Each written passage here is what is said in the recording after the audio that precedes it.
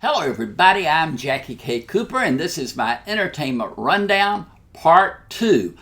Earlier I've given you part 1, but we had so many movies we had to separate them, and so now I'm giving you part 2. And we're going to be talking about 4 movies, the first of which is a film called The Long Shot. And this is a movie starring Charlize Theron and Seth Rogen, and they are so good in this movie. She plays the Secretary of State.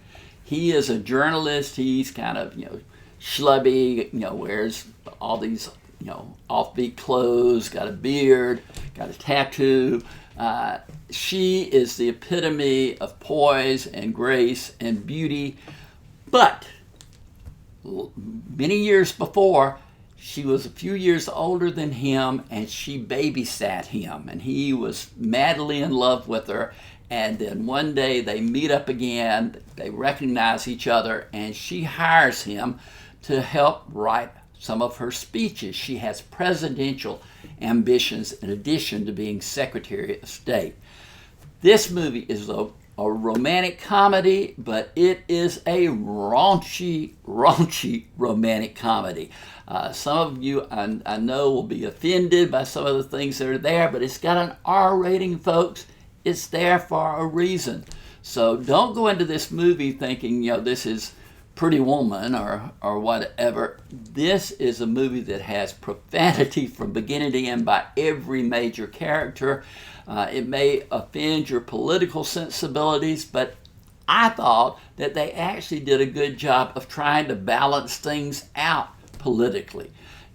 So I enjoyed it. I thought that Charlize Theron and Seth Rogen had chemistry together. Some people may say, I can't see the two of them together in any way. I thought they had chemistry. It is a well-written script. It's funny, and I liked it. I really did. Like I say, it's got profanity and adult situations, crude humor, very crude humor. So that's why it gets the R rating, but I scored it 7 out of 10. Then, since we've got a viewership on this our channel now that goes around the world, I had them send me a movie. I was offered it. It's called Naples in Veils. I can't say the Italian. It's Naples. It's something. My French is not very. My Italian is not very good. But this film is completely in Italian. And there's something about a movie that is spoken completely in Italian, filmed in Italy. The whole gist of it just is different from an American movie. I liked it. I liked the atmosphere. I liked the camera shots. It reminded me of a Brian De Palma movie in its mystery. It's about a woman played by, and let me make sure I get this name, because y'all know how I can mess up some names. Giovanna Mezzogiorno. Giovanna Mezzogiorno. And she goes to a party. She meets a man. They begin a relationship. He is played by Alessandro Borghi. So I'd never heard of either of these two, but they are great in the film. It's a movie that has some mystic overtones. It's got love and passion. It's got murder and drama. It's got it all. It's got subtitles completely, and I'm one of these people who, when I'm watching a movie that's subtitled, my mind just clicks into the subtitles and it's like I'm hearing everything in English. So it didn't bother me at all. So maybe it will you, but for those of you who are in Italy, if you're watching this, let me hear from you, because I want to know, what you thought about me seeing an all-Italian movie. But like I said, it's not rated, but I would give it an R for profanity, nudity, and violence. So that's my opinion.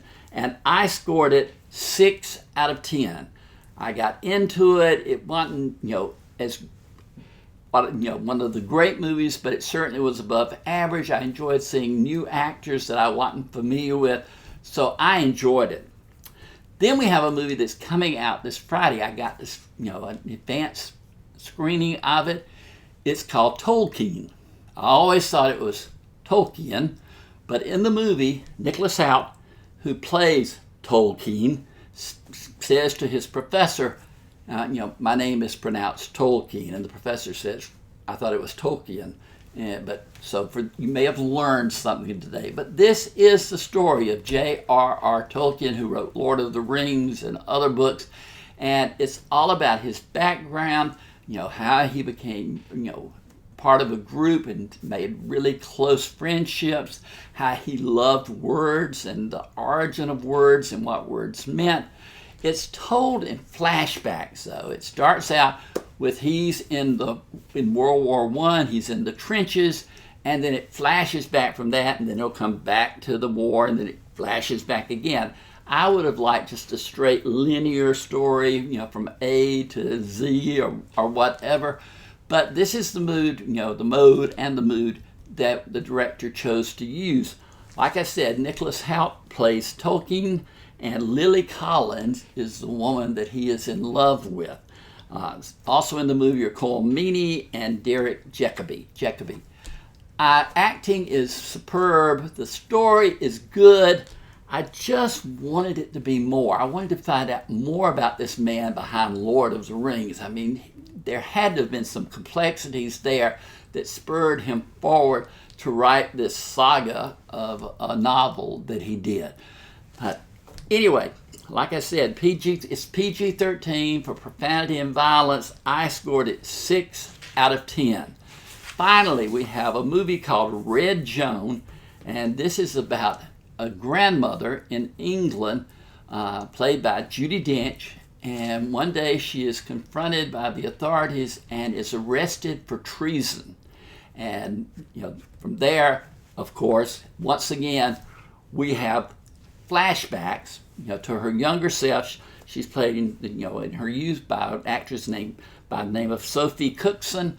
Judi Dench and Sophie Cookson look enough alike that you could see the younger person evolving into Judi Dench. But it's all about treason. It's all about whether or not she was treasonous. It's a story that flashes back and forth in time. You never know until the whole story comes out what the situations were and what happened. Judi Dench is an international treasure. I would watch Judi Dench in anything. She is such a good actress, and she can just draw you in, and she is the main draw of this woman named Joan, who is accused of being, they say she sold gave secrets to the Russians during the war. So that's why she's called Red Joan. I enjoyed the movie. I enjoyed Judi Dench's performance. Again, the flashback thing, just give me a straight story. Don't give me whiplash from having to go back and forth. I scored this one 6 out of 10. So everything I've seen, yes, in the earlier video where I did the first 3 movies, in this video was either a 7 or a 6. So I had a really, really good weekend at the movies seeing all of these. And coming up next week, I'm going to be talking about Pokemon Detective Pikachu. We'll see how that goes. Also, The Hustle with Anne Hathaway and Rebel Wilson. It's the female version of a movie that was made years ago called Dirty Rotten Scoundrels.